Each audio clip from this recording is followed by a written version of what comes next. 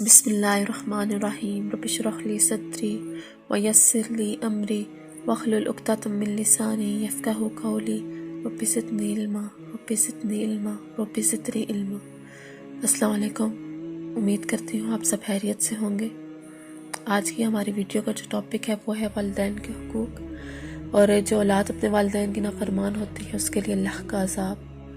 Video start کرنے سے پہلے میری آپ سب سے یہ ریکویسٹ ہے کہ پلیز میرے چینل کو ضرور سبسکرائب کریں اور ساتھ میں بیل آئیکن بھی پریس کر دیں تاکہ میری ہر آنے والی ویڈیو آپ تک سب سے پہلے پہنچ سکے۔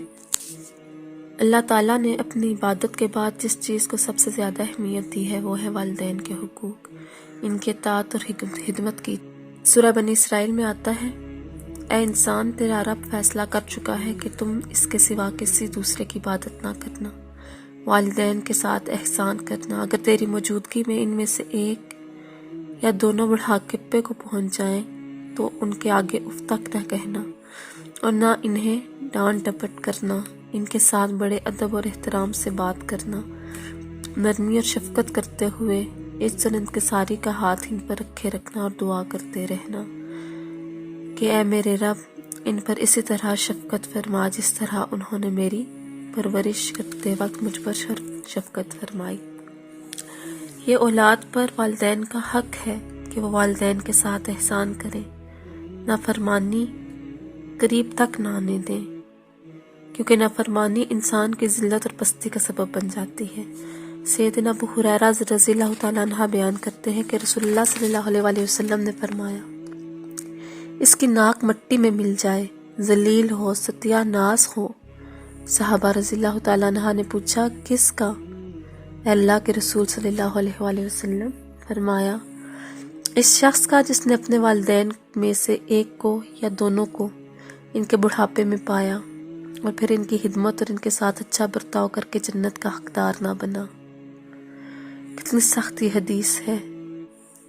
قرآن پاک میں اللہ تعالیٰ اپنی عبادت کے بعد، اپنے ساتھ کسی کو شریک ٹھہرانے کے بعد، نہ ٹھہرانے کے بعد جس چیز کا ذکر بار بار کرتے ہیں وہ یہی ہے کہ والدین کا حقوق، والدین کی اطاعت۔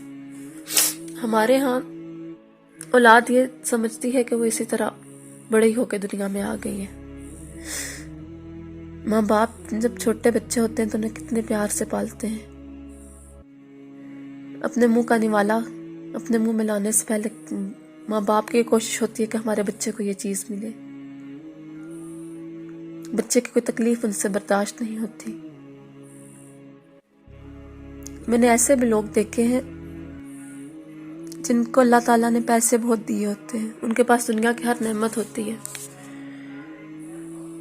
مگر وہ اپنے والدین کے حقوق ادا نہیں کر پاتے۔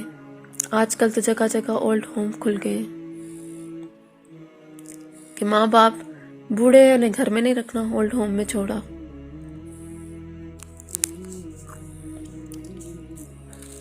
والدین کا درجہ اتنا بلند ہے ہمارے اسلام میں کہ ان کی عدم موجودگی میں ان کے دوستوں کی بھی عزت و توقیر اور ان کی خدمت کا حکم دیا گیا ہے۔ سیدنا ابو ہریرہ رضی اللہ تعالیٰ عنہ بیان کرتے ہیں کہ رسول اللہ صلی اللہ علیہ وسلم نے فرمایا، جب انسان فوت ہو جاتا ہے تو اس کا سلسلہ عمل جو درجات کی بلندی کا سبب بنتا ہے ختم ہو جاتا ہے، مگر 3 اعمال ایسے ہیں جن کا اسے فائدہ پہنچتا ہے۔ پہلا، صدقہ جاریہ، دوسرا، فائدہ مند علم، تیسری، دعا کرنے والی نیک اولاد۔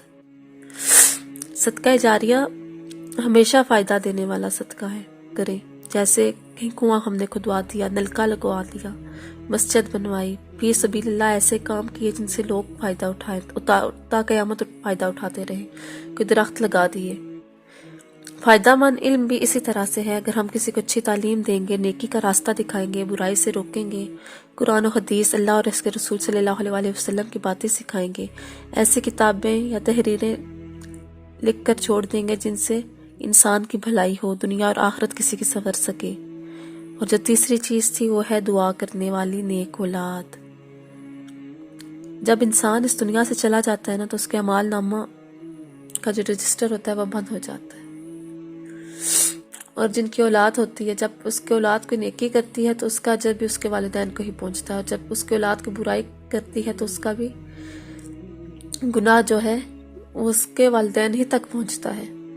تو اس سے آپ اندازہ لگائیں کہ والدین کے لیے اولاد کی پرورش کا کام وہ کتنا اہم ہے، وہ کتنا ضروری ہے۔ اگر آپ اپنے اولاد کی نیک پرورش کریں گے تو آپ کے لیے آپ کی دنیا اور آخرت سنور جائے گی۔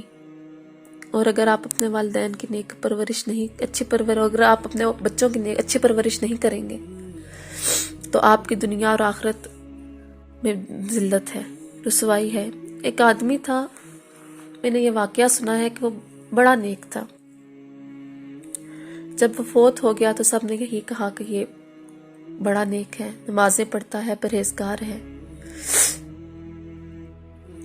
پر اس کے مرنے کے بعد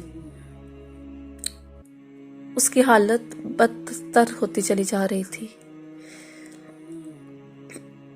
اسے عذاب ملنا شروع ہو رہا تھا۔ تو پوچھا گیا کہ اسے عذاب کیوں ہو رہا ہے، تو پھر انہوں نے بتایا کہ اس کی اولاد ہے جو نیک عمل نہیں کرتی، جو کہ برائی کے کاموں میں مبتلا ہے، اور اس کا اسی کو عذاب ہو رہا ہے۔ اور نیک کرنے والی نیک اولاد ہے جو اپنے والدین کے حق میں دعا کرتی ہے، مغفرت کی اور کے درجات کی بلندی کے لیے اللہ تعالیٰ سے دعا کرتی ہے، تو وہ اپنے والدین کے درجات بڑھاتی چلی جاتی ہے۔ سیدنا عبداللہ بن عمر رضی اللہ تعالیٰ عنہ بیان کرتے ہیں کہ ایک صحابی رضی اللہ تعالیٰ عنہ اللہ کے رسول صلی اللہ علیہ وسلم کے پاس حاضر ہوئے اور عرض کیا، میں آپ صلی اللہ علیہ وسلم کی خدمت میں ہجرت پر بیعت کے لیے حاضر ہوا ہوں اور اپنے والدین کو پیچھے روتا چھوڑ آیا ہوں۔ آپ صلی اللہ علیہ وسلم نے فرمایا، جاؤ ان کو اسی طرح خوش کیے رکھو جیسے ان کو روتا چھوڑ آئے ہو۔ یعنی ماں باپ کی خوشی جو ہے وہ ہجرت پر بھی مقدم ہے، ماں باپ کی خوشی جو ہے، ماں باپ کی خدمت جو ہے وہ جہاد پر بھی مقدم ہے۔ ایک اور جگہ صحابی رسول سیدنا عمر رضی اللہ تعالیٰ عنہ بیان کرتے ہیں، ایک صحابی رسول صلی اللہ علیہ وسلم کی خدمت میں حاضر ہوئے اور آپ سے جہاد میں شرکت کی اجازت چاہی۔ اللہ کے رسول صلی اللہ علیہ وسلم نے پوچھا کہ آپ کے والدین زندہ ہیں؟ انہوں نے کہا جی ہاں۔ تو آپ صلی اللہ علیہ وسلم نے فرمایا، پھر انہی میں جہاد کرو، یعنی ان کی خدمت بجا لانا ہی آپ کا جہاد ہے۔ ہم لوگوں کی خواہش ہوتی ہے کہ اللہ تعالیٰ ہماری رزق میں فراخی دے، ہماری عمر لمبی ہو۔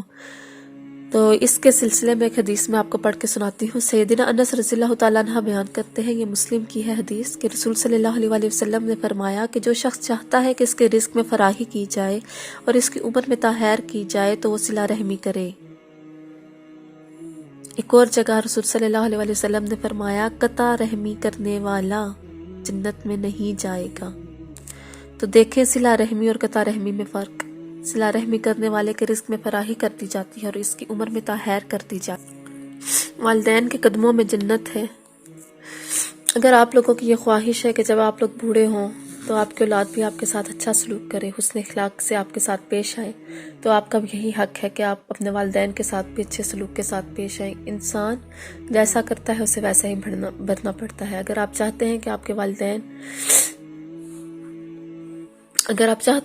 کی اولاد آپ کے حق میں دعائیں کرے، آپ کے حق میں اچھی ہو، تو اس کے لیے آپ کو پہلے خود اچھی اولاد بننا پڑے گا۔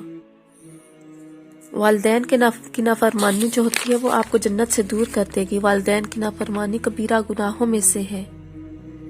والدین کی بد دعا سے بچنا چاہیے۔ سیدنا عبداللہ رضی اللہ تعالیٰ عنہ بیان کرتے ہیں کہ رسول صلی اللہ علیہ وسلم نے فرمایا کہ 3 آدمی جنت میں نہیں جائیں گے: والدین کی نافرمانی کرنے والا، شراب کا عادی، اور کچھ دے کر احسان جتلانے والا۔ صلی اللہ علیہ وسلم نے فرمایا کہ اللہ کے ساتھ شرک کرنا اور والدین کی نافرمانی کرنا کبیرہ گناہوں میں سے ہے۔ والدین کی بد دعا سے بچنا چاہیے۔ بے شک اللہ کے رسول حضرت محمد صلی اللہ علیہ وسلم کا فرمان ہے کہ 3 دعائیں ضرور قبول ہوتی ہیں: مظلوم کی دعا، مسافر کی دعا، اور والد کی اپنی اولاد کے لیے بد دعا۔ جو والدین کا نافرمان ہوتا ہے اس کی نہ ہی تو کوئی عبادت قبول ہوتی ہے اور نہ ہی